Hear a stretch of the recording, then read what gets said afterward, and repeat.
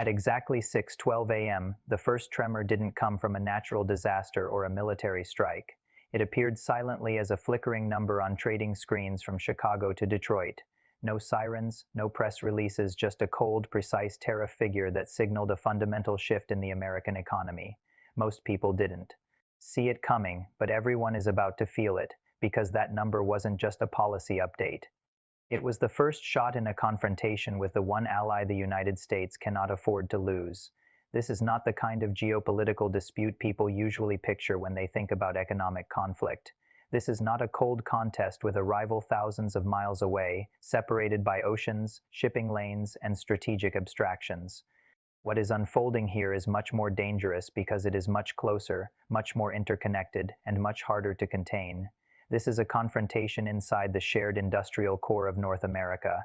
The United States and Canada are not just neighboring economies. They are bound together through manufacturing corridors, power systems, freight routes, supply contracts, agricultural networks, and resource flows so deeply integrated that on most days the border feels more administrative than physical. And that is exactly why this moment is so unstable. When pressure is applied inside a system this tightly linked, the damage does not stay neatly on one side. It spreads. Quietly at first, then all at once. What makes this so serious is that it is being treated in public like a messaging battle, when in reality it is a structural test. Politicians may frame it as toughness. Spokespeople may call it leverage. Television panels may reduce it to who looks stronger at the podium. But beneath all of that performance, real systems are being strained in real time. The consequences of that strain will not be measured in headlines. They will be measured in delayed shipments, rising costs, suspended investment, broken contracts, and shrinking trust. Governments almost never acknowledge the full scale of this kind of damage while it is happening. They deny, deflect, and reframe. The true cost usually appears later, when the factories have adjusted, the supply chains have rerouted, and the public is left wondering why everyday life suddenly became more expensive. If this escalation continues, the US-Canada economic relationship will not simply absorb the shock and return to normal. It will be redesigned under pressure, and the effects could last for years. The timing now matters more than the rhetoric. The next few days are not a sideshow. They are decisive. This is the window in which a controlled dispute either gets contained or mutates into something far harder to reverse. The first signals came early.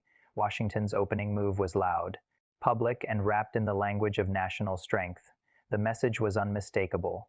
America is finished tolerating what it sees as an unfair arrangement. It was built for domestic impact. It was designed to project force. But when the response came from Ottawa, it carried a very different character. It was not theatrical. It was measured. It was calculated. While Washington was framing the conflict politically, Canada was examining it operationally. One side was trying to dominate the narrative. The other was mapping the system. By the middle of the day, the real alarm was no longer in government press rooms. It was inside boardrooms, logistics centers, procurement, offices, and industrial planning calls. Business leaders on both sides of the border understand something political strategists often ignore. Once you destabilize one segment of an integrated economic machine, the resulting shock does not wait for permission to cross a national line.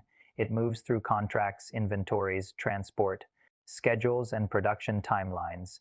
It moves through everything. By the following morning, the language of political toughness had already begun to collide with the arithmetic of industrial reality. Manufacturers were looking at surging component costs. Freight operators were modeling new choke points. Border frictions that might sound minor in a speech were translating into enormous losses in practice. The debate was no longer about whether the United States could inflict pressure on Canada. The real question had become how much of that pressure would ricochet back into the American economy with equal or greater force. That is the central misunderstanding at the heart of this crisis. These are not too loosely connected trading partners testing each other from a distance. These are two economies locked into each other through daily, high-volume dependence. Every aggressive move triggers consequences that refuse to respect the border, and that forces a deeper question. Does Washington still recognize the difference between commanding influence and relying on integration? Because when a country mistakes interdependence for unilateral advantage, it can end up punishing itself while believing it is punishing someone else. Picture the internal meetings taking place behind closed doors in Washington. No microphones, no campaign language, just analysts, legal teams, sector specialists, and economic advisors. Staring at chain reaction scenarios on a screen, someone points to the automotive sector. A single component may move back and forth across the border multiple times before a finished vehicle reaches the consumer. That is not a detail, that is the architecture of modern manufacturing on this continent. A delay at one crossing point is not just an inconvenience to be absorbed, it can disrupt the entire timing logic that modern production depends on. The just-in-time model works only when movement is predictable, friction is low, and trust is high. Once those conditions weaken, the whole system becomes more expensive, less efficient, and more fragile. Now shift the view to Ottawa. The political tone there is different because the strategic posture is different. Canada does not need to outshout the United States to create leverage. It only needs to identify where American dependence is greatest and where disruption will be felt fastest. That is what makes this moment so important. Canada may have a smaller population, but in the areas that sustain industrial output energy, timber, minerals, critical inputs, transportation links, it occupies a position far more consequential than casual observers often realize. If Washington treats that relationship as expendable, it is not merely pressuring a trading partner. It is testing the resilience of its own economic foundation. And this is what separates this dispute from the kinds of trade conflicts people are used to talking about. This is not about some distant supply line stretched across an ocean. This is overland integration. This is trucking corridors, rail bottlenecks, regional manufacturing clusters, pipeline dependencies, and interconnected consumer markets when tension rises inside a system. Like that, the cost does not remain abstract for long. It shows up in heating expenses, construction costs, food distribution, industrial margins, and retail prices. It reaches households whether households are paying attention or not. The price of a vehicle, the cost of home materials, the stability of factory jobs, the outlook for farms, the performance of retirement funds tied to industrial production, all of it becomes exposed to the same chain reaction. There is also a dimension here that markets understand even when governments prefer not to discuss it. Trust. Trust is not sentimental. It is infrastructure. It is one of the invisible conditions that allows capital to move, contracts to hold, inventories to stay lean, and alliances to function. Once allies begin to believe that economic ties can be turned into political weapons with little warning, they stop waiting for reassurance, they start preparing alternatives, they diversify routes, they relocate capacity, they sign different agreements, they reduce vulnerability where they can, and once that adaptation begins, it does not reverse easily. You cannot rebuild confidence with a single summit photo or a carefully worded statement after the damage has been done. What we are watching, then, is not only a dispute over tariffs or trade terms, it is a collision between two strategic mindsets. One side appears to believe that escalation creates submission, that if the pressure becomes intense enough, the weaker party will step back. The other side appears to believe that leverage comes from knowing exactly where the system is most exposed and applying pressure there with discipline. That combination is combustible.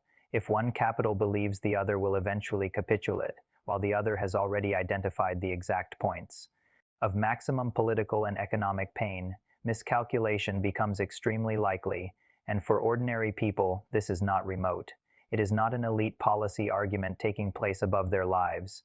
If you work in a plant, move freight, run a farm, sell equipment, heat a building, or hold investments tied to industrial activity, then this is already your problem, whether you have chosen to think about it that way or not.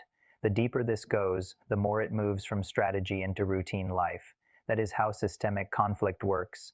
It begins as a policy dispute and ends as a cost structure. There is another layer that should not be ignored. Everyone else is watching. Every allied government, every trade ministry, every major investor is observing this moment and asking the same question.